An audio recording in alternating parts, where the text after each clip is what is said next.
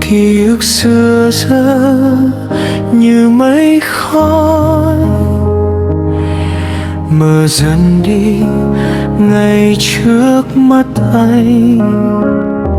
Dẫu hai ta đã nói lời chia tay, anh chẳng thấy nỗi buồn nào trong em.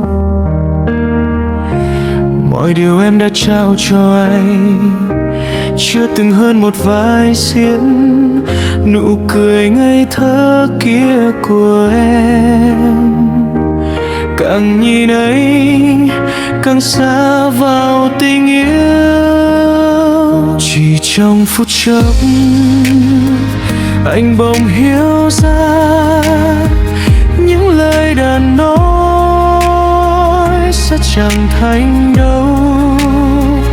Rồi trong khoảnh khắc anh chợt nhận ra khuôn mặt em khác, xưa chẳng còn như trước.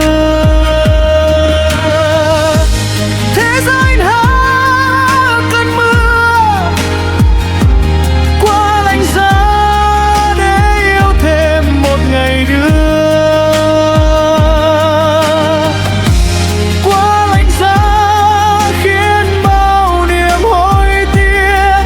Trở nên nhói đau rõ ràng trong tim. Anh hôn em tạm biệt trong khoảng không, trong làn gió che rêu nỗi bất lực anh.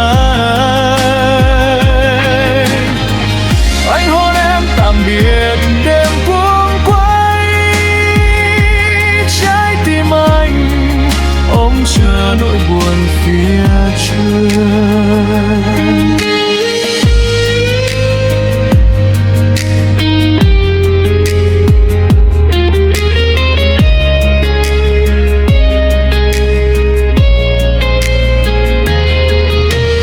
Nỗi nhớ thương anh muốn chào em, như cánh diều đứt mất sợi dây.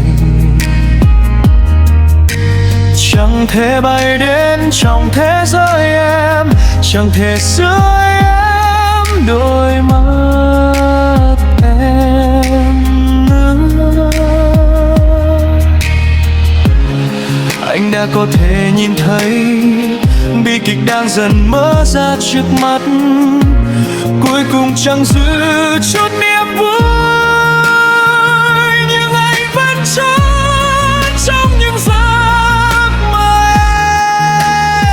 Chỉ trong phút chốc anh bỗng hiểu ra những lời đã nói sẽ chẳng thành đâu.